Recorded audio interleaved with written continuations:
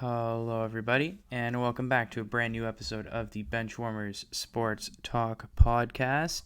As always, I'm Labi, and I'm joined today by Jacob. As usual, how you doing? I'm good, Lavi. Lots school's kind of ramping down. I'm on the final stretch, so we're gonna be doing this quite a bit in the summer. Yeah, looking forward to keeping this going all throughout the summer. And, we have another big episode today. Last week, for those of you who were listening, I got to basically take over and talk about the disappointing end to the Pittsburgh Penguins season. And we'll flash forward about a week. And I know it's been a while since their elimination, but it's the first episode since. So just to start, I'm going to turn it over to you, Jacob, as the Toronto Maple Leafs blow a 3-1 series lead. And for, I think, the fifth year in a row, are knocked out of the first round of the playoffs. Yep, Uh, fifth year in a row. yeah, The Leafs are knocked out of the playoffs. so the Leafs are out. Go for it. Oh man. First and foremost, I feel a lot better with the way the Leafs have been kicked out because of how Montreal's been playing, and we'll talk about them later on in this show. But 3-1 lead. That sounds familiar, doesn't it? Like I don't know where to go with this team. There's nothing you can change. Like, what are you gonna change? You can't change anything. The management is fine. The Dubas went out and got everyone you need to make a successful team, and Matthews and Marner combined for only like 1 point in the entire series. So what are you gonna do? And it comes down to the game. It comes down to playing. Game one, well, 2-1 loss. I was fine with that. Then the Leafs win three straight. It was like 5-1, 2-1, and like 4-0, I think it was. So the scoring came through. And Jack Campbell was playing his best. Like that, I don't have any issues with the way Jack was playing. And then you lose two overtime games in a row. One in Montreal in front of fans, one at home. Um, and then Game seven in Toronto. You know how that goes. In front of healthcare workers. I heard someone at my school say, "Oh, it was very nice of them to invite 500 disappointed people to the game just to be disappointed in person." Um, it was frustrating. It was annoying, and it was honestly a waste of time. It's every year they do this. It's they get your hopes up, and I don't give a crap if they got the North Division title. I don't give a, frankly, I don't give a shit if they won it. I don't care if Matthews won the Rocket Richard because that's not the hardware that you need to win. You want the Stanley Cup. You can win all. You can win every single trophy there is in the league. But if you don't get that Stanley Cup, forget about it. No point in having anything else. Sure, it's nice to put in your locker and put in your room, but it's disappointing. It's frustrating, and I'm frankly sick of it. Like I'm done with I'm just done with the same shit over and over and over again. It's redundant. At least for Pittsburgh, they've won cups, so they can lose in the first round. Then I'm okay with that. But honestly, I don't really want to talk too much about this team. They don't deserve the. I don't think they deserve the spotlight. So let's move on. I'm kind of done with this team right now. Yeah, I mean, the thing with this team is if you look at previous years, it was always like glaring issues. Like from what I remember from those previous rounds, there were extreme defensive breakdowns. The defensive depth wasn't there. The forward depth wasn't there. There was goaltending, like there were soft goals let in at very important moments in games. And at least when you reviewed the games, those were areas that you could point to, and it was very clear. This series is just so different because the most glaring issue, which is like what you said, was that like the top guys weren't doing like this is a team built on offense, and their issue was they couldn't score in those 3 games. Especially the star players, like the honestly the best players for Toronto in the series were Jason Spezza, Jack Campbell, Zach Hyman, Morgan. I mean Morgan Riley. I know he's a star player. He was really good. I do want to give him credit. But like in terms of the offense, like if Jason Spezza and like Zach Hyman are the players who look the most dangerous on the ice, like that's a problem.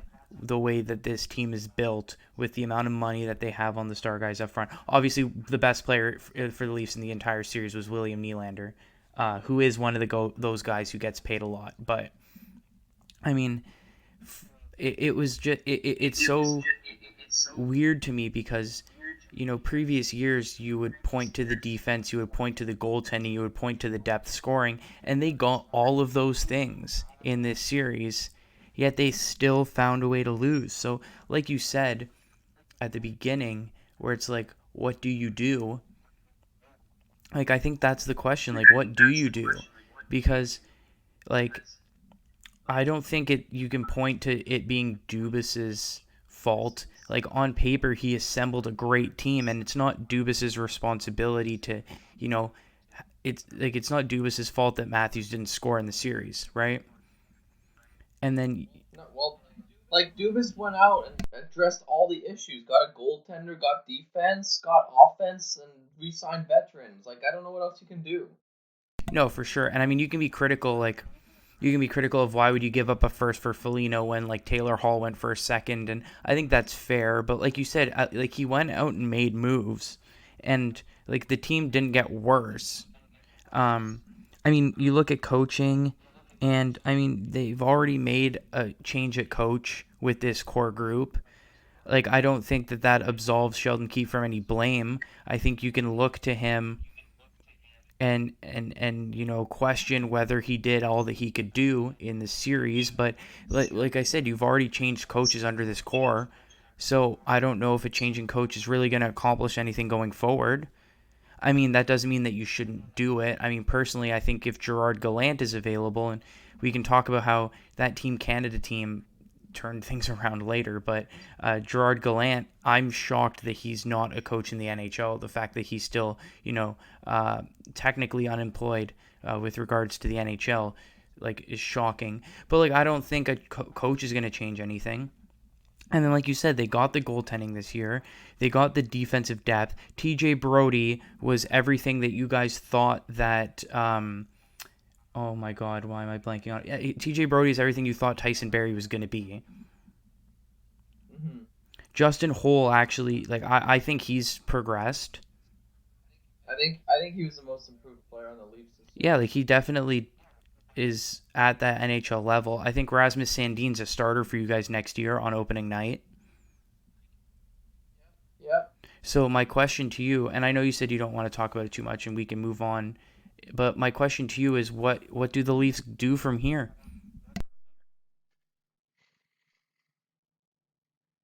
After the game, I heard a lot of people talking about trading Marner or trading Nylander because Marner had a bad season. You can't do that because this is still the core four that perform unreal in the play in the season. And yeah, the season doesn't matter. You look at Montreal, you just have to get into the playoffs. But you can't get rid of the core four. You can't. Not until the contracts expire. Then after that, you can see what happens. But right now, you got to keep them. Um, you can't really change much. There's nothing to change. The players just have to come out to play at that point. Dubas has done everything.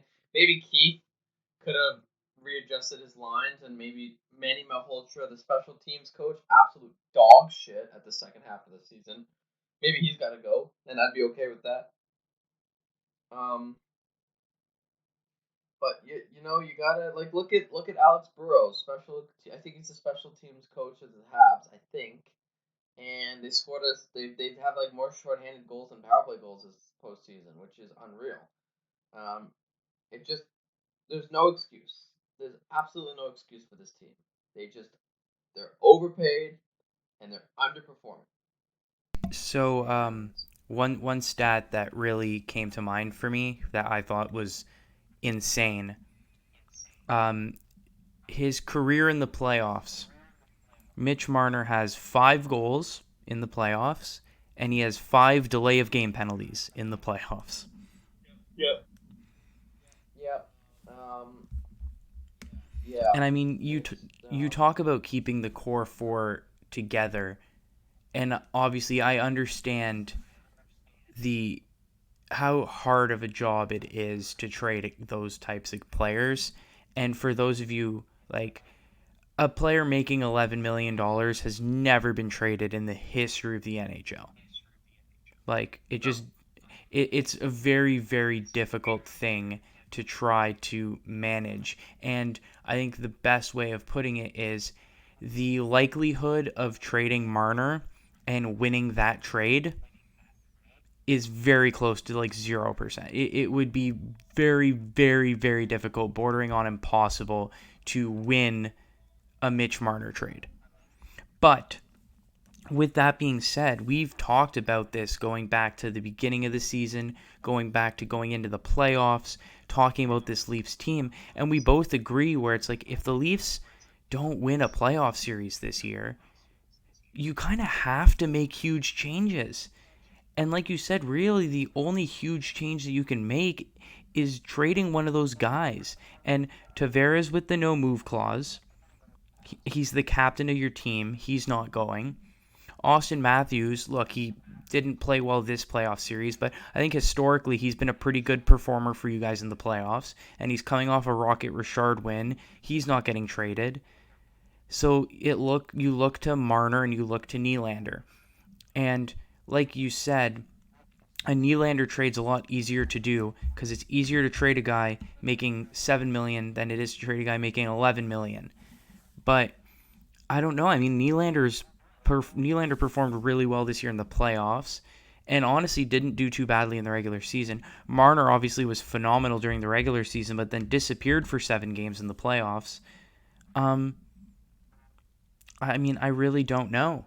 And I mean, the first thing that comes to mind is, who's another NHL player making a lot of money that people are thinking about trading? Do you think that the Leafs could pull off a Marner for Eichel trade?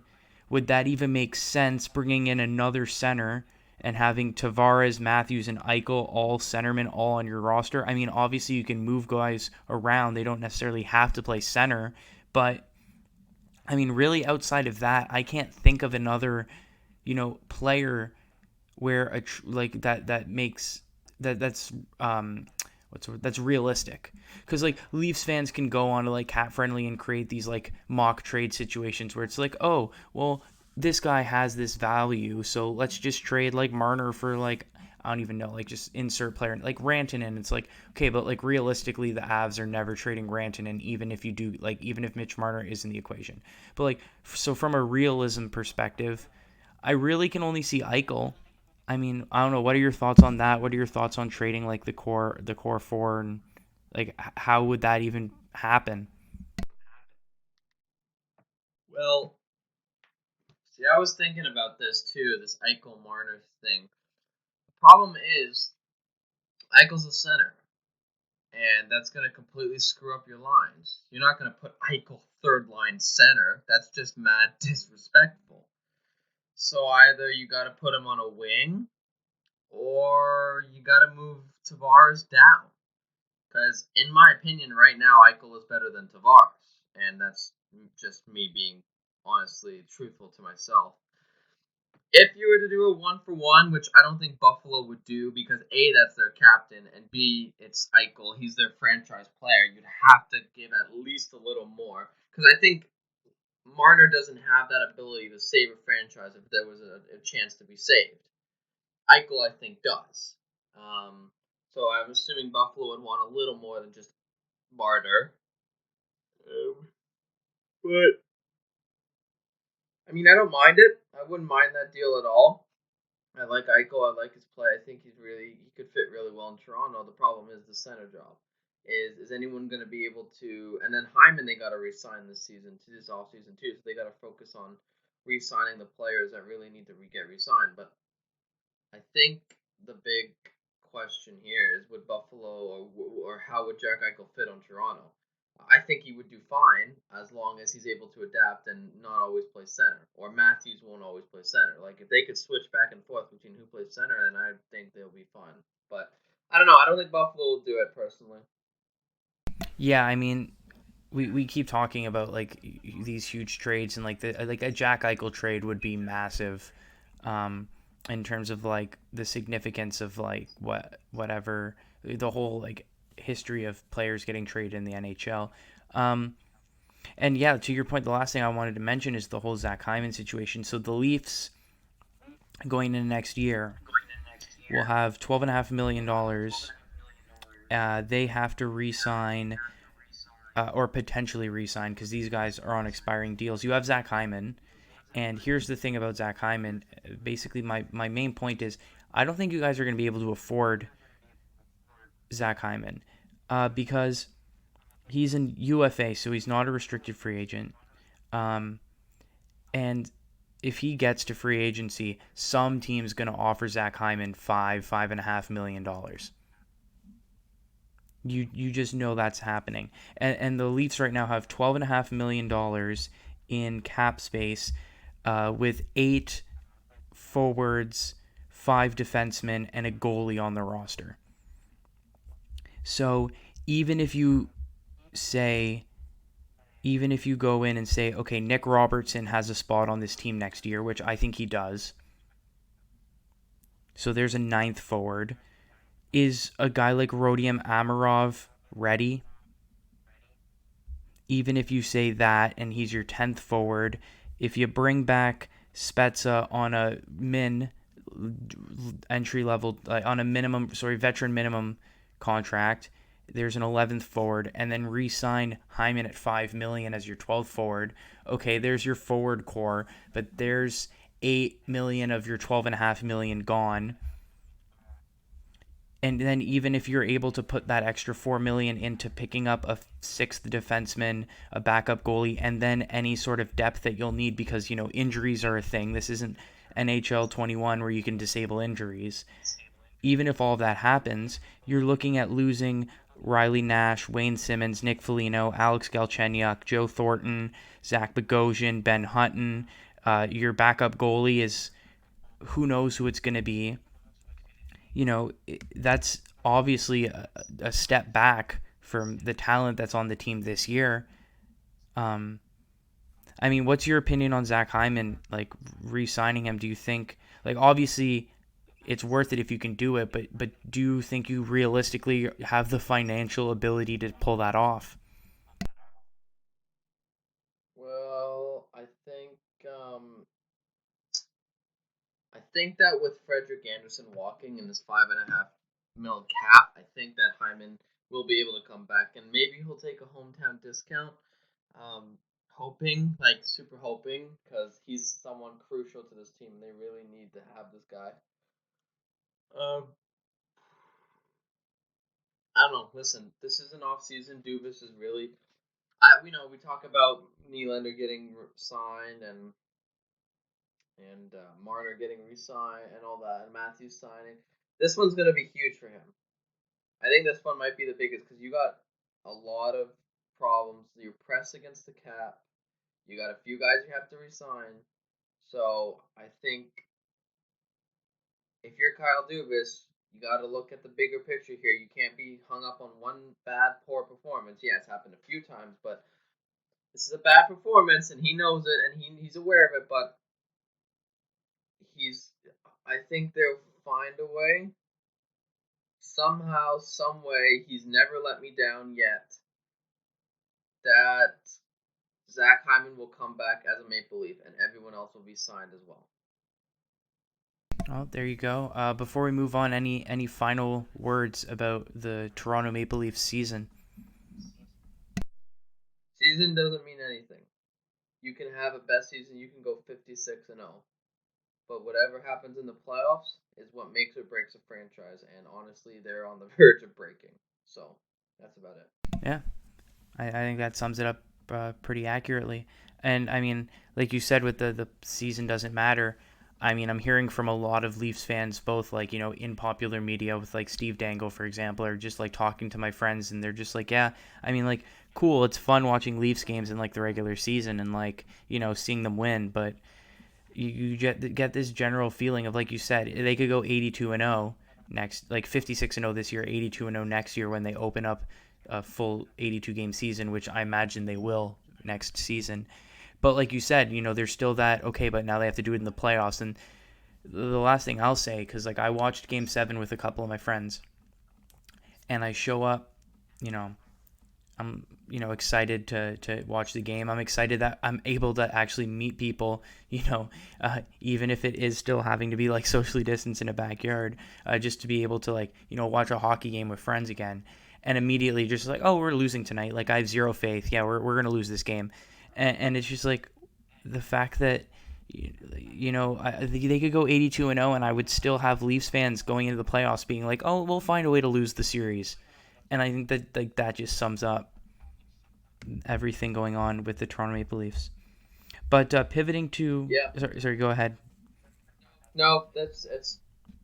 You can be up 3-1, and when we were up 3-1, I'm like, we're not gonna win this series, and people called me crazy. Yeah, no, like I can definitely see why a Leafs fan won't believe it until like it actually happens. Like until it says like Toronto wins the series, 4 games to whatever. That it's to have some doubts about it. But yeah, pivoting to some more positive hockey conversation.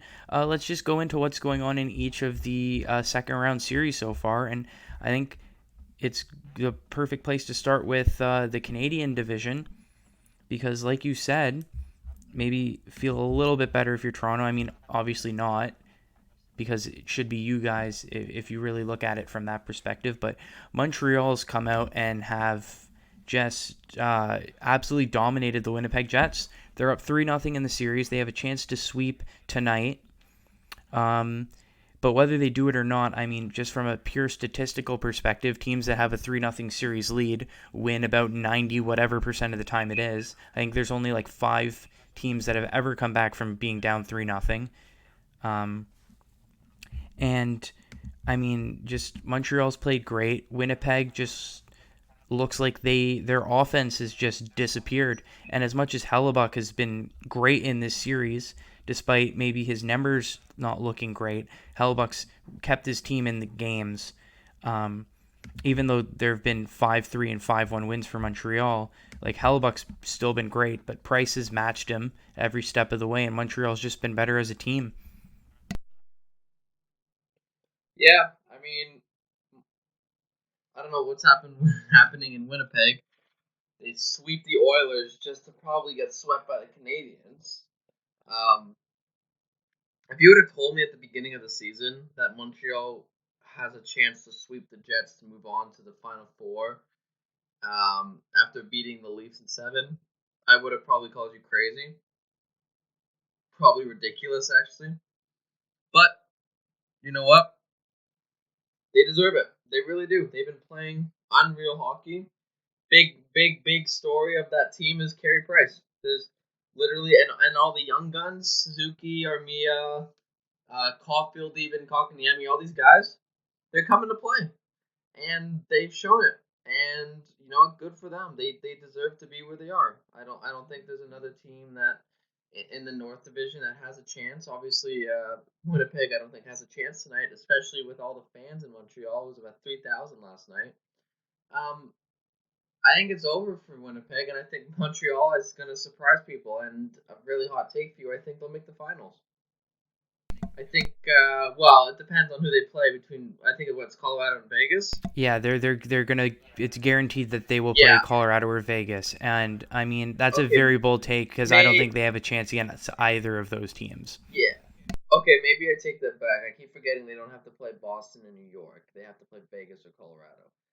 Okay, yeah. Well, they'll make it out of this division. There's no question about that. But yeah, Vegas or Colorado is gonna absolutely just maybe not roll them, but it'll be it will be a very fun time for Montreal fans after that. Yeah, well, I mean, they would definitely be huge underdogs in that series. I think the biggest takeaway, honestly, from this North Division playoff is just how bad the Edmonton Oilers have been. Because, Well, you like, know what?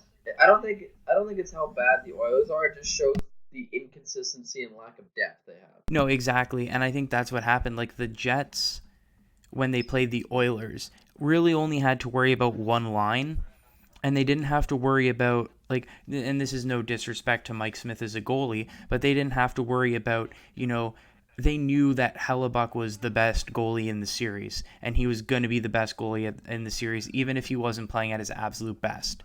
And also, like, the Oilers are a very offensive minded team, and so the Jets at times in that series against the Oilers looked phenomenal offensively. They were like running like circles in the offensive zone.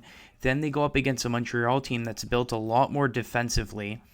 Obviously they have a much better defensive core than the Oilers do, but even forward, and I do want to bring up the Selke nominees that were brought up very soon. But I mean, Philip Deneau is extremely underrated. Like, Philip Deneau is a shutdown number one center, like very, very good defensively. And the Leafs learned that.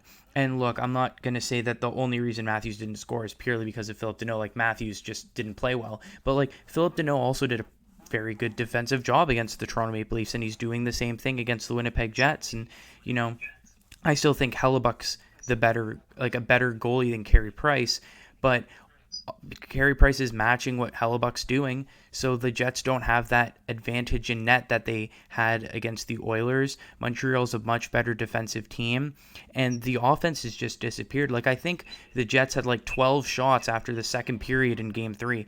It's like you're down 2-0 in a series. This is like more or less a must-win game for you guys, and you just can't even get shots on net.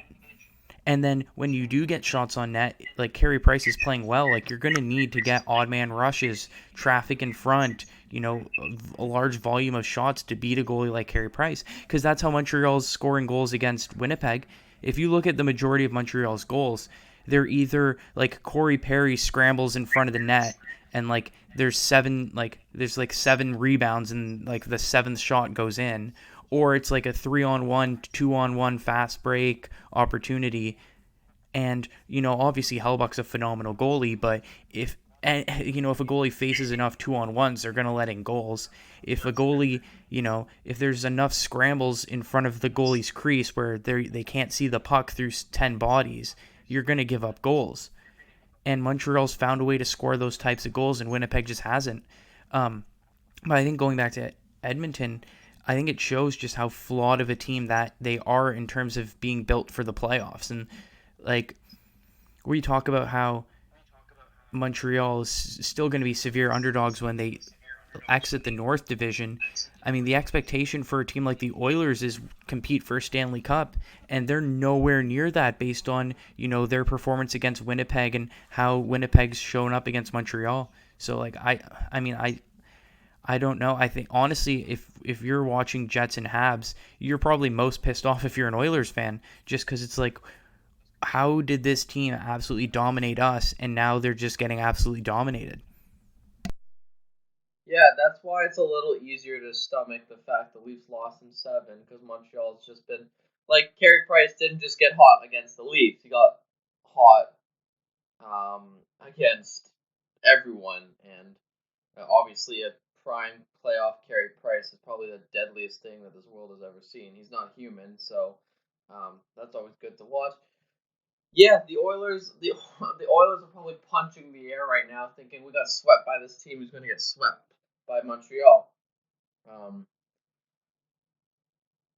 it McDavid is probably super frustrated right now, and he's probably really pissed off with his team because of the lack of depth and the fact that the general manager and all head management hasn't really done anything to bring anyone in. Like Dubas at least addressed the problems, brought in a goaltender, brought in a defenseman, and some veteran goal scorers. What is the general manager of the Oilers done? Ken Holland, what's he done?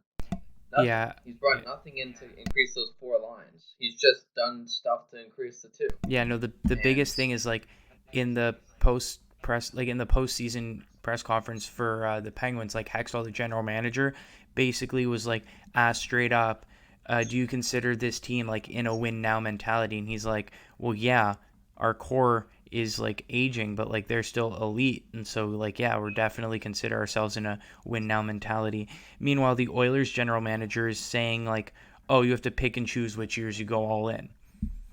And so, like you said, from like, yeah, from a message perspective, Toronto recognizes they're all in every year and trying to put together a cup winning team. Pittsburgh recognizes they're all in and trying to put together a cup winning team. And a team like Edmonton should be realizing that, and they're just not. And that's just like that's flawed just from like the most basic level. how deflating is it as a player to hear your coach or your general manager say, "Yeah, you pick and choose what playoff series you want to try." Like, what the hell? No, you don't. You play every single playoff series the way you should. Like, that's super embarrassing. If I'm the Oilers organization, I'm embarrassed. Well, yeah, and I mean, especially because That's like just once again, you can argue, oh, McDavid, is he the best? Is he the second best? But like, and same with Draisaitl, like, oh, is Draisaitl top three? Is he top five? Is he top 10? But like, let's just say, even if you are super critical of Leon Draisaitl, the Oilers have two of the 10 best players in the NHL, maybe two of the best five. Or, you know, if you look at it from just an awards perspective, they have the last two Hart Trophy winners because McDavid's going to win the Hart this year. Um, yeah, oh yeah. if you have a team with two of players of that high elite caliber, it's not a hard thing to admit, yeah, we want to try to go all in because these two guys are amazing and we don't know when the next time we're going to have two players who are this good on the same team at the same time. Like, it's not even a hard decision for them to make. It's a very easy decision No, for them to make, and they're still not making that decision. you shouldn't be asking as yourself as an Oilers fan, like, what are we doing? Like the Leafs fans know, the Avs fans know, the Penguins fans know they're still competing. Like, they're still going hard and they're still playing great hockey. What the hell are Edmonton fans thinking? Like, oh my god, are we? Do we really not know what we're doing this season, or next season, or in 3 years from now, with McDavid still in his career in his prime? Like, what are we doing? And that's super deflating, especially for Oilers fans. It's like, okay, so do do we support this team? Do we stop supporting this team? What do we do with this team? They don't seem to give a shit. They don't seem to know what they're doing. And you and I both agree. I don't think they know what they're doing. I don't think they know what they want. I don't think they know I just don't think they know what they're doing. Yeah, I mean, I think history definitely shows that I wouldn't have much faith in that management group based on what they've done in the past and what they're saying right now. But speaking of two teams that are very much all in on the Stanley Cup, this has been a very fun series to watch. And I'll admit, after the first two games, I was like, oh, maybe my take is very bad. But now, after 4 games, I think it's still very much all to play for. Colorado and Vegas tied 2-2. Game 1 was honestly Colorado's performance in game 1 was one of the most dominant performances by a team in a playoff series that I've seen in a while. Uh, Colorado then wins game 2 in overtime, but Vegas bounces back with a 3-2 win in game 3, a 5-1 win in game 4. Series all tied up at 2. I picked Vegas to win this series in 7. I definitely think Colorado's been the better team through 4 games, but this has been a fun series to watch, and now it's a best of 3 with the series tied 2-2. What's your thoughts of how this series has gone so far, and how do you think it might end up finishing? Well, I still believe Colorado's going to win the cup, and I still wholeheartedly believe that. Maybe because I'm an Avs fan and a little biased, but playoff McKinnon is still playoff McKinnon, and I think this series, like you said, could go to 7. And if it goes to 7, I think that'll be some of the best hockey that the NHL has seen this season. Um, and I just think that I just think that seeing both these teams have incredibly dominant performances. No team has won on the road in this series. So if you say it goes to 7, I can see that. But if it goes the way it's going, Colorado's going to win on Game 7 at home ice. And obviously they were kind of stolen away that Game 7 against San Jose in 2019 to go to the conference final. Conference finals. Um, but I think Colorado's still going to get it done, whether it's in 6 or 7. Yeah, I mean, like I said, I think they've been the better team through 4 games, and I mean that Colorado's just a very exciting team to watch play. But I think Vegas is, like I said, I thought Vegas matched up well against them, and I think the last 2 games they've really, I think, not figured it out because like you said, you can't really figure out how to beat a team like Colorado like consistently. But I think they've sort of realized the matchup that they want to pursue and sort of the style of play that they need to play in order to win hockey games, which they've shown with their wins over the last 2 games. With that being said, McKinnon's been quiet the last 2 games. And like you said, McKinnon's been phenomenal these playoffs. I don't think you can keep Nathan McKinnon quiet for the rest of this series. Yeah, I mean, definitely. I think picking Colorado to win the series, picking Colorado to win the Stanley Cup, like based on the eye test, based on analytics, based on whatever you want to say, that's obviously the safe call. I think Colorado. I really should win this series. Probably should go on and then win the Stanley Cup. But like I said, there's just something about this Vegas team where it's like I can see them getting it done. But either way, and like again, no disrespect to Montreal. Actually, I think that I think we actually should give Montreal some more credit. I don't think it's going to be as one-sided a series as people think it's going to be, like a potential Montreal versus Colorado, Montreal versus Vegas. I think a lot of people are making out to be, it'll be a sweep and every game will be like a 5-goal win. I don't think so. Like I think Montreal can definitely steal a game or two even, but I think it's very clear that the easiest path to the finals will be the winner of Colorado Vegas, just because Montreal is a weaker team than Colorado and Vegas are. And so if Colorado gets by Vegas or Vegas gets by Colorado, they'll obviously be feeling very confident coming into a potential series against Montreal. So yeah, like you said, I think Colorado are definitely still favorites to win the Cup. I think if Vegas pulls off the upset, I think that puts them as favorites to win the Stanley Cup. But either way, I think the biggest takeaway, which is what we both agree on, is that whether there's 2 games left in this series or 3 games left and they go 7, it'll be very entertaining hockey.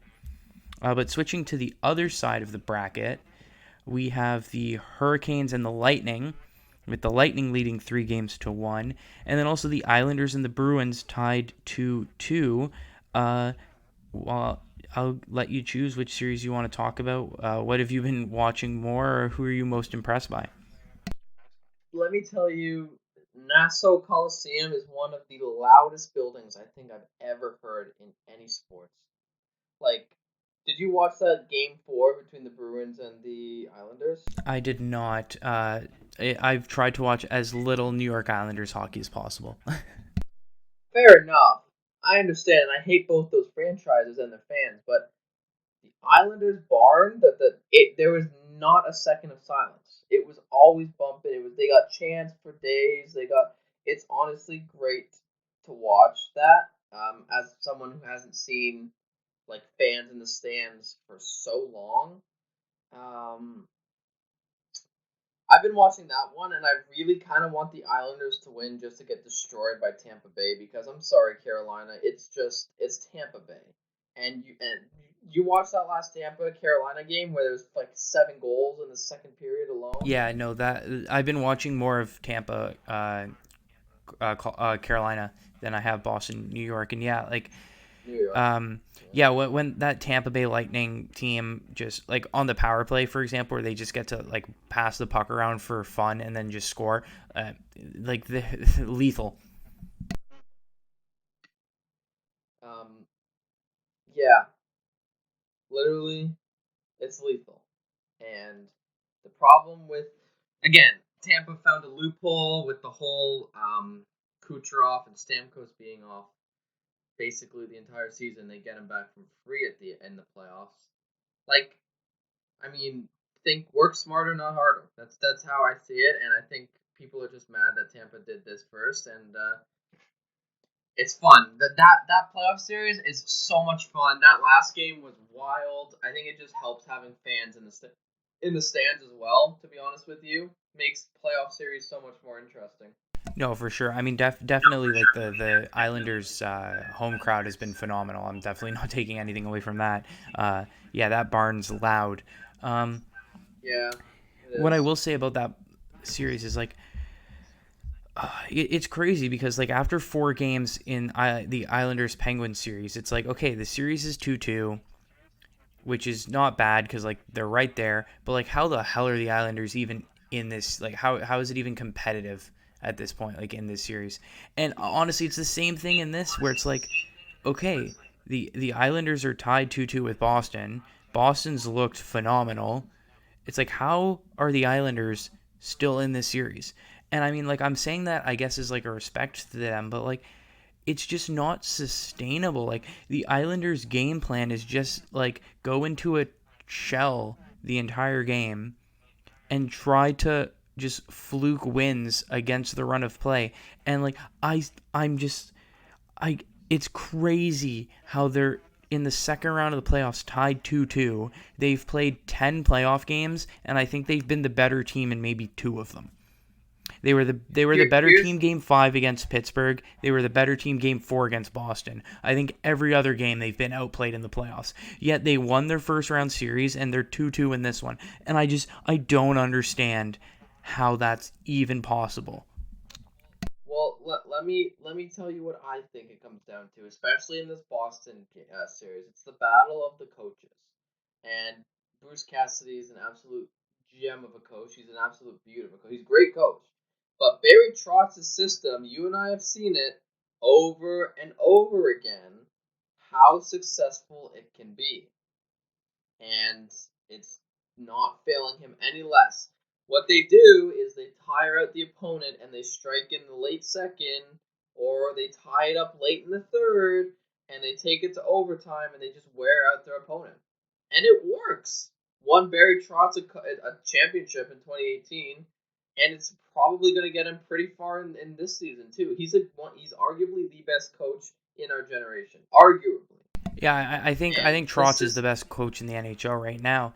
But Oh, there's no doubt about the NHL right now. No my question. counterpoint to that though is like his system doesn't his system can work without getting outplayed in every single game. Like you said, his system is a defense first, tight checking, wearing the opponent down system.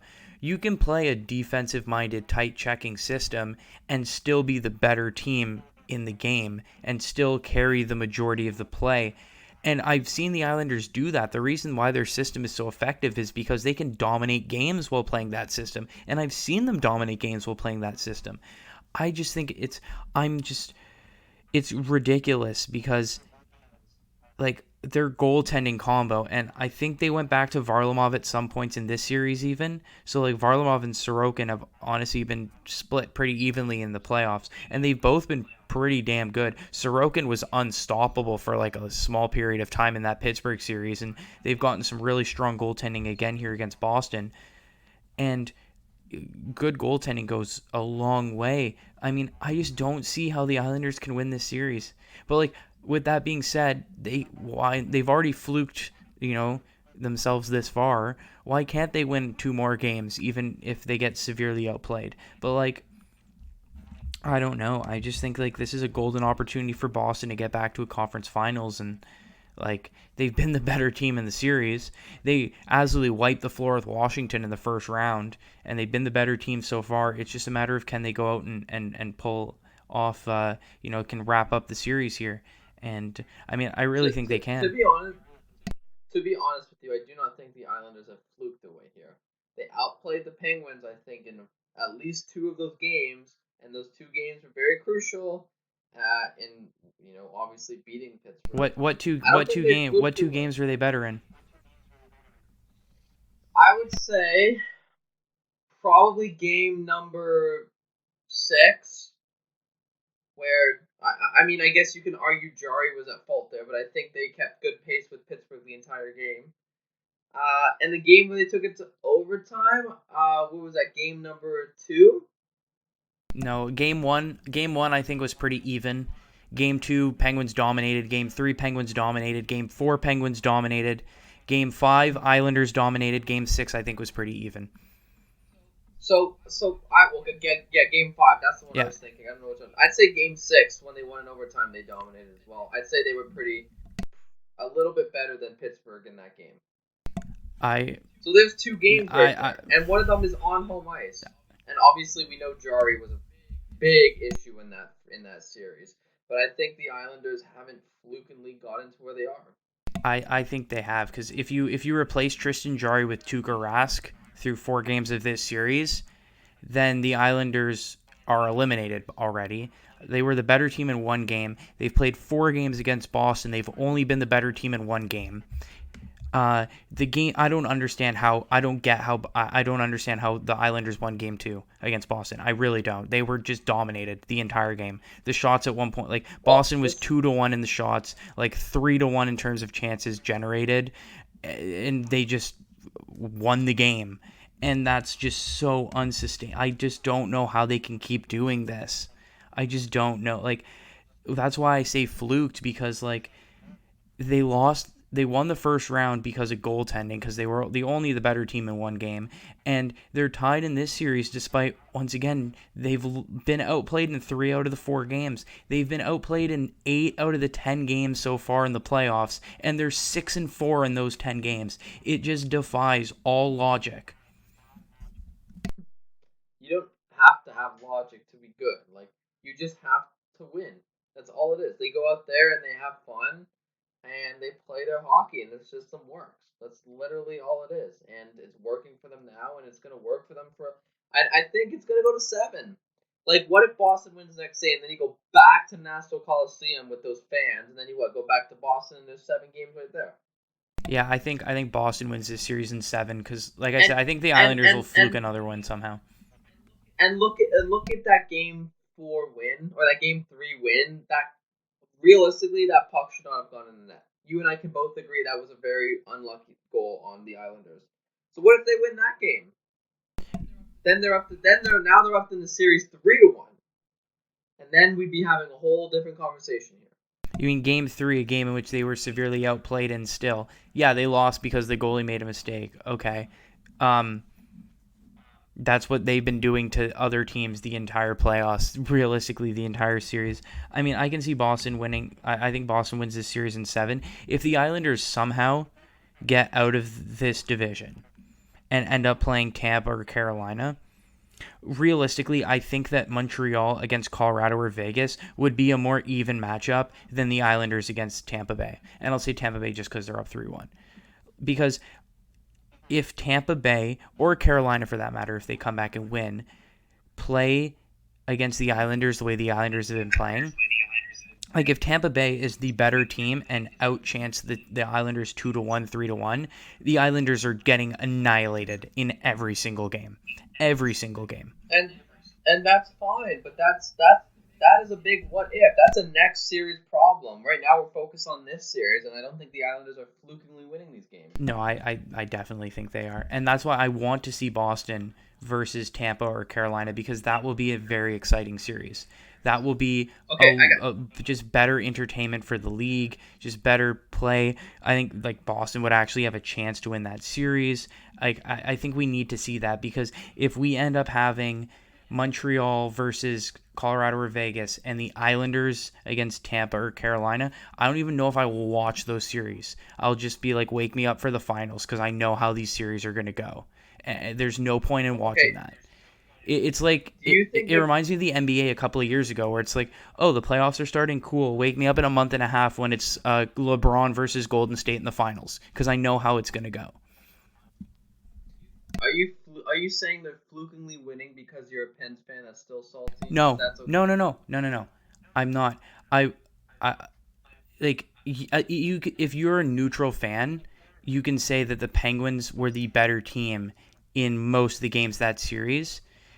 So by definition, okay, it didn't fluke. The Islanders won the first round because the Penguins got statistically the worst goaltending performance in the last 8 years in the playoffs. They're 2-2 with Boston despite being outplayed in 3 out of 4 games. And you know me, I'm like not necessarily a fan of Boston, but like they've been the better team in 3 out of the 4 games, yet they've only won 2 out of the 4 games. So when I say fluke, I mean that's just like the term that I'm using. What I mean by that is they've been outplayed in 8 of 10 games, but they have a 6-4 record in those 10 games. And I just that's All not it takes, all it takes is All it takes is a bad bounce. We looked at what happened in one of those games against Boston. It goes off the skate, and all you need to do is just go that's one with that. that's literally the perfect example of that. Like the New York Islanders can't rely on the Bruin player firing it off his teammate's skate for a free breakaway. Yet somehow it seems like they've gotten a bounce like that or something like that in their favor these entire playoffs. I don't know what the hockey like. I don't know what type of hockey god luck the New York Islanders have built up over the last 10 years. I don't know if like them losing John Tavares got them like a stash of like hockey luck from the hockey gods that they're just cashing in this playoff run. But like I'm not an like I don't hate the New York Islanders. Like I'm not doing this because of like personal bias or anything. It's just like if you objectively look at the 10 hockey games the New York Islanders have played, they've not played well. They've gotten extremely fortunate. That's not sustainable. Like I'm not sitting here and saying I want the Islanders to lose because like I'm mad that they knocked us out. I'm sitting here being like this team doesn't deserve to be here based on the way that they've played in the playoffs. But here they are. Both our teams are eliminated, and here they are. So, we can say all we want about, um, you know, obviously not being happy with who's in and not thinking it's sustainable, but they're in, we're not. So they're obviously what they're doing is working, and it's working longer than ours No, no, has. for sure. I'm So not. I'm obviously I'm not trying to like. There's nothing I can say that will prevent them from being where they're at. Like obviously they're where they're at. I'm just saying like as someone who's in this podcast, the whole point is what I think is going to happen moving forward, based on eye tests, based on analytics, based on everything. I can't in good conscience say that I think the Islanders are going to keep winning because they shouldn't have won the games that they've already won. So why would I predict them to win more games that they don't deserve to win? You know what I mean? I just like that's why I think like Boston, like they're the favorites to move on, just because like it doesn't make sense that the Islanders have already won 6 games. How are they gonna like find a way to win 2 more? Just from what I've seen. I feel like the Islanders thrive, like Montreal, they thrive on being the underdog, and they like proving people wrong, and I think they've done that with both you and I. But like not only that, like if I look at Montreal, Montreal was the better team in Game 5. They were the better team in Game 6. They were the better team. Game 6, if you exclude the overtime, they were outplayed in the overtime. Montreal was the better team in Game 5. They were the better team for the first 2.5 periods of Game 6. They were the better team in Game 7. They were the better team in all 3 games against Winnipeg.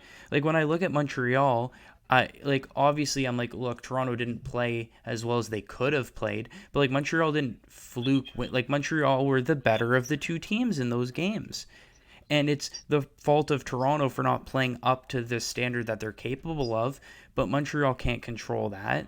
Montreal's been the better team. When I look at the Islanders, it's not a case of like I mean, it is a case of Pittsburgh beating themselves, but like specifically in the case of one guy, their goalie. But like when I look at the Pittsburgh performance separate from Tristan Jarry, I can't point to anything where I'm like they didn't play up to their standards.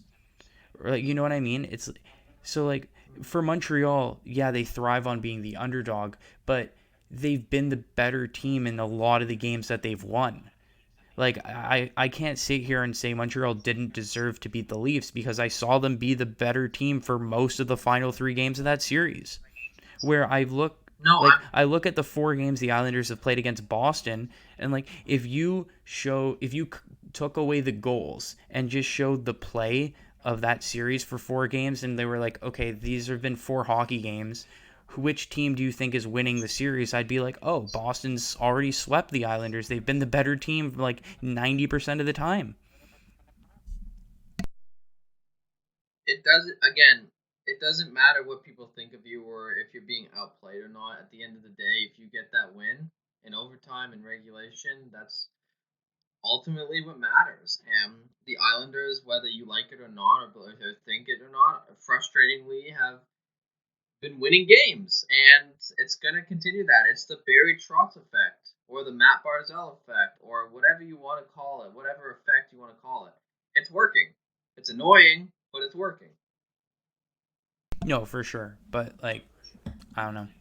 It's just like for me, and like as like a comparison, it's like you roll a dice and you need to get a 6 to win, and you're like, okay, and then they roll a 6, and then they roll another 6, and then they roll another 6, and it's like, well, at some point they need to stop. Like they're gonna stop rolling sixes because that's just like what the odds suggest. But the Islanders are like, no, we'll just roll another 6. We'll just roll.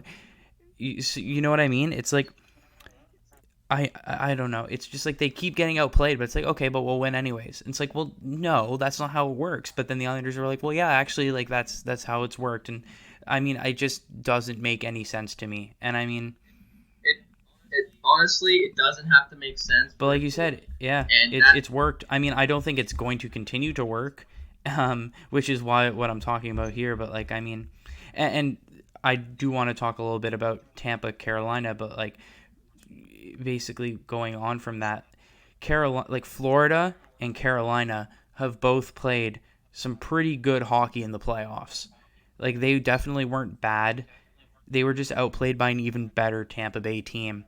And this Tampa Bay team reminds me a lot of the 2015 Blackhawks, where it's like, okay, like we know on paper this Chicago team's stacked, but like they haven't really played that well this year. And then all of a sudden they go into the playoffs and they're like, oh, yeah, there's that elite team that they all knew we were. Like yeah. Tampa Bay during the regular season, and yeah, I mean they didn't have Kucherov and all that, but like that's besides the point. But like Tampa Bay this season never really looked elite, but we knew they are on paper, but they never looked it. And now they've come into the playoffs, and this is the elite team that we've all known from like the last 2 seasons, and they're showing that in the playoffs. And this team really good. And like I said, I mean, for me, it's really a collision course between Tampa Bay and Vegas, Colorado. And I mean, I don't want to sit here and say I predicted it because I didn't. I picked Pittsburgh, but I did predict Tampa Bay and Vegas to come out of their divisions. And I mean, obviously, I think Vegas still has a lot of work to do, but Tampa Bay, I mean, I thought that they would really show up in these playoffs, and they really have as this elite team that we all knew they were. Yeah, yeah, this one definitely doesn't need as much time and isn't as controversial as the Islanders one. Um, yeah, it's been fun to watch Tampa just beat on Carolina, and nothing against Carolina. I think they're a fun team too. I just think they didn't, like you said, like oh, Tampa was kind of man this season. Carolina and Florida really took the cake. But once you get Kucherov and Stamkos back, it's a whole new game. And it's a whole new game, and Tampa has just been unbelievable. And obviously, that power play is deadly, not as deadly as the Avalanche, second best in the league right now. You, these guys seem like they're still Cup favorites. They still seem like they're the Cup favorites, to be honest with you. They're playing like it for sure, and I wouldn't be surprised if we see a Tampa Vegas less Colorado in the finals for Yeah, sure. I mean, I definitely think that's where we're going, and that would be a phenomenal Stanley Cup Finals. Um, yeah, like you said, I mean, Florida played well; they were just outplayed. Carolina's playing really well; they're just being outplayed, and that's once again not no disrespect to Carolina. They've been playing really well. Well, I Tampa's just a think better team. look at that last game where Carolina was up 4-2 um, in the second, and Peter Mrazek kind of didn't want to play hockey all of a sudden. Uh, I think if Mrazek at least makes 2 or 3 of those saves, they can easily tie this series up going back to Raleigh, and I definitely think that they would have. And this series might actually have a different swing of momentum, to be honest with you. But What can you do? It was honestly a wild game to watch as a neutral fan for sure. It was crazy to watch that second period, especially 7 goals. Um, yeah, the winner of this, you can obviously argue, is going to make it all the way to the finals, and I wouldn't even doubt it. I wouldn't even say, yeah, you're crazy. I believe you 100%. Yeah, I mean, I think Boston can definitely give them a pretty fair challenge, but they're Sure, definitely yeah. they would definitely be favored to move on. No, for sure. Well, yeah, Tuukka Rask has been playing very, very well for Boston this series, this season so far, and this series too. I think he's one of the better goalies in the playoffs right now. Yeah, no, he's been really phenomenal. Yeah, so there's some a look at some of these playoff series. Now I want to talk about one last thing regarding NHL, and that's the Selke Trophy nominees. So Mark Stone, Patrice Bergeron, and Alexander Barkov were nominated as the Selke Trophy nominees. And before I talk about it, what are your thoughts on those nominees and maybe who was not included, or why these players were included, and who you think's going to win it, and who you think deserves to win it? Well, I think you and I both know who wasn't there that should have been there, and obviously is disappointing isn't there. I'll let you take that over, but I think Bergeron, Barkov, and Stone, they all deserve to be there for sure. I personally think they deserve to be there. I think Bergeron will win it because of how well Boston's done also in the playoffs, as well as like last year how poorly they played in the season, and now they've been doing well. So I think that's what will happen. I think Bergeron will win it. And I'd like you to talk about who's not there, um, because of your personal love for this team and this guy. Yeah, I mean, I think there's a couple of people who aren't there, but definitely one guy stands out for me. But yeah, between these three guys, I mean, first of all, Bergeron I think deserves to be nominated. And I think that between these three guys, if you're looking at this season, I think Bergeron deserves to win it. I think Mark Stone's going to win it. The reason why is because Mark Stone deserved to win this award like a couple of years ago, and for whatever reason has just kept getting snubbed. So I think they're going to give it to him this year just as like a, yeah, we're sorry that you haven't won this award yet because, you probably deserved to win one by now. And I think they'll do something like that. Which is unfortunate, the reality of how some of these trophies work, where it's like, public perception or sort of like narrative and storyline do play a really big role in it. Um, and for that reason, I think Stone will win it based on defensive performance this year. Between the three guys, Bergeron's been the best defensive forward between these three. Um, I'm actually surprised Barkov got nominated because analytically, he's actually not a good defensive player. Like he's an above average defensive player, but he's not an elite defensive player. Um, I don't know. I think this is one of those where like the eye test looks like he's really good, but the numbers don't actually back that up. Um, but yeah, I mean, Sidney Crosby for me deserves to be there. Um, Actually, based on his play this year, I don't think he's been the best. But I think, once again, if you look at the reason why a guy like Mark Stone's nominated is I don't think Mark Stone was one of the three best defensive forwards this year. I just think he's here because he should have won one already. And I think that we're running out of time to do that with Sidney Crosby because he deserves to have won one by now. And he was still elite this year. According to Jay Fresh's model, he was 93rd percentile in terms of defensive play as far as forwards go, which means he was in the top 7% of forwards this year. As a comparison, Mark Stone, 76%. Bergeron was also 93% alongside Crosby. Barkov, 59%, which is what I was talking about, how those numbers don't necessarily match up with the eye test. A couple of other players. This I didn't realize, and that's because I can't say I've ever watched Dallas play this year, but Joe Pavelski was in the 99th percentile of defensive forwards this year. He had phenomenal defensive statistics in terms of his play, and so I just wanted to shout that out. And I know I mentioned him. I think it's I just think he wasn't nominated because it was the Stars and they had a poor Yeah, performance. no, for sure. And that's the thing, too. Philip Deneau, which I know I mentioned with Montreal and how well he's done in the playoffs as a defensive forward, the numbers defend that he was also 99th percentile in his defensive play this season during the regular season.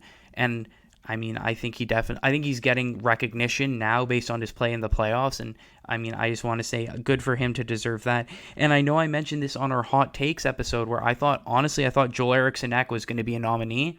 He was 96th percentile. Minnesota had a phenomenal season, and he was one of the biggest reasons why with his two-way play. He put up really good offensive numbers alongside very good defensive numbers. I think Joel Eriksson Ek's been one of the best players this season, actually, in terms of, what we would expect him to do versus what he went on and did this year. So, yeah, there's that. And then another thing that I wanted to mention is, honestly, I know, like, analytics, you don't want to go too far into analytics because, stuff like the eye test does matter, and it's a tool. That doesn't mean you should only rely on it as a crutch. But I keep bringing up this Penguins fourth line and just how elite they are defensively, and this proves it. I'm going to give you a question. According to Jay Fresh's model, who was the best defensive player, the best defensive forward in the NHL? Like, number one. Like, who do I think? I mean, statistically, according to this model, the best defensive forward in the NHL, number one, was Zach Aston Reese. That's honestly, I'm not even surprised by that, to be honest. For the second year in a row. Yeah, I'm not surprised by that at all. He's phenomenal on the defensive side of play, but there's no way you're going to give a forward. Well, and that's the thing. You're not going to give a bottom six forward the best defensive forward. So based on the numbers that I'm seeing, I mean, based on the numbers I've seen, I guess Joe Pavelski deserves to win this award, so I want to give him a shout out. But I mean, Sidney Crosby definitely deserves one. And here's the thing about a trophy like the Selke. It's like best defensive forward, and the thing about defense in hockey is it's a lot harder to recognize, and it's a lot harder to pinpoint. And because it's such a fluid game, it's really hard for fans to sort of pick up on that. Where like in basketball, it can still be tough, but in basketball there are players where you look at them and they're identified as being like a defensive-minded player or an elite defender, right? And it's a lot easier to recognize because you see them, blocks, steals, creating turnovers, like that kind of stuff, or just like very good man-on-man coverage, prevents a guy from putting up a lot of points. That's a lot more easy to see. And I think in hockey, it's a lot harder to recognize what good defense is. And so I think that's why the Selke Trophy is always going to be a flawed trophy. And to me, the Selke Trophy is basically the Selke Trophy always goes to a player who had a great season but didn't put up enough points to be considered in the MVP nomination. Because if you look at the three guys who got nominated, Mark Stone, Stone, Barkov, and Bergeron, I think we're all probably top 10 in terms of what you would do in your MVP, but they weren't at McDavid's level points-wise. They weren't at McKinnon's level points-wise, right? And so because of that, they're not going to be in the MVP conversation. Oh, well, we'll give them the Selke because they deserve to be recognized for their performance. And, I guess I can appreciate that because these are great players and they definitely deserve to be recognized as some of the top players in our league. But if you're going to award the trophy honestly of best defensive forward, then eventually you're going to have to start using tools like analytics that allow you to better quantify what it means to be a good defensive player. And we're seeing that a lot of the time these nominees aren't necessarily that. I mean, Bergeron, I just want to be very clear, Bergeron is a very, very good defensive forward, and the analytics have proven that throughout his career he's definitely up there. But yeah, I mean, that's just my thoughts on that. And I mean, just the last thing with Sidney Crosby, I mean, have they? I don't think they've announced the finalists for the Hart Trophy. Yeah, so he still might be nominated for that. Although, if I'm being honest, I don't think he will be. But they announced the nominees for the Ted Lindsay, which is the players' vote it's like the players' vote for who they thought the MVP was. And the nominees for that were McDavid, who's going to win it, and deservedly so, Austin Matthews, and Sidney Crosby. And so I think that, that definitely means a lot because it shows that the players, like fans whose opinion might be informed, might not be informed, might be biased, might not be biased. But there are a lot of fans who are like, oh yeah, Sidney's like Crosby's not even like a top 10 player. Look at all these guys. And then the actual players themselves are like, yeah, no, he's top 3. Definitely still this year. Like, yeah, we think he's pretty good, this Sidney Crosby guy. yeah, and I mean, like, I think people, I think that shows that people recognize like how elite he still is, and I mean, Austin Matthews definitely deserves that nomination as well.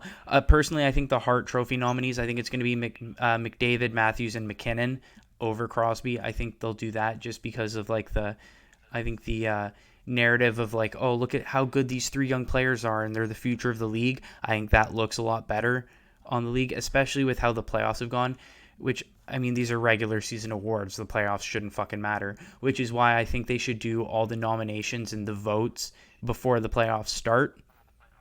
Just so that, because, it's impossible. Like, if you tell someone, oh, forget about the playoffs, like, they can say, oh, yeah, I forgot about the playoffs, but, like, they can't, because, like, you can't just remove something from your brain. And, I mean, McKinnon's been absolutely on a whole other level in these playoffs, and I think that that's going to help him in terms of getting nominated for MVP, which it shouldn't because it's a regular season award, but I think it will. And that's nothing to take away from his regular season. I think if I was to pick 4 nominees, I think my 4th nominee for the Hart would be Nathan McKinnon. But I think the players got it right with McDavid, Matthews, and Crosby being the 3 best players in the league this year. Yeah, I mean, it's hard to argue that. Like, they both did. They all 3 of them did had unreal performances for their team this season. And yeah, like, even the players are saying, hey, these guys we believe are the best 3 in the league right now. You'd think that maybe the players know something. I don't know. Maybe they just play the game that we watch. That's all. Yeah, I mean, I think the players are a pretty reliable, you know, what's the word? Like a pretty reliable source. Source. Yeah, source for who the best players in the league would be given. They're the ones playing against them. And then the last award that they nominated, that we have the nominees for, is for the Vezina, best goalie, Yep. where we have Marc-Andre Fleury, Philip Grubauer, and was it Vasilevsky? Yeah. Vasilevsky. Your thoughts on those 3 nominees? I think they've got 2 of the 3 right. Who is the first one? Grubauer, Fleury, Vasilevsky are the 3 nominees. I think they got 2 of the 3 right. And I know who my winner would be. But what are your thoughts? Which one did you think they got I don't wrong? think Grubauer deserves to be there. I disagree with you. I think he does deserve to be. I think he's Who would you put instead? Connor Hellebuck. Okay, yes, you could, but Hellbuck won one last year. That's only fair. That's how the NHL works. And you see, that's the thing. It goes back to this whole narrative thing where it's like, well, okay, well, you won it last year, and you're not going to... Like, Hellebuck doesn't deserve to win the award this year, and I think we all know it's going to come down between Vasilevsky and Fleury. Like, they're a very clear 1-2 above everyone else. So it's like you said, it's that whole narrative of, oh, well, Hellebuck won last year, and, like... we want to give Grubauer credit, so we'll nominate him this year because why Hellebuck doesn't care if he finishes 3rd or 4th this year because he won last year. Hold up, I think Grubauer deserves to be there. He took his team to a President's Trophy this year, and yes, we know how we talk about how the President's Trophy doesn't really mean anything, but he had some of the best numbers I've seen out of a Colorado goaltender for years now. Yeah, but like if you take I'm not taking anything away from, like I said, I think Grubauer is definitely 4th choice for me. But I think if you take Grubauer off of the Colorado Avalanche, they're still a playoff team. They're probably still at worst 2nd in the division. And you saw there was a time where Grubauer was injured and the Avs were still absolutely dominant. If you take Connor Hellebuck off the Winnipeg Jets, they're not in the playoffs. Like, they're nowhere near the play. You take Connor Hellebuck off the Winnipeg Jets and they are fucked.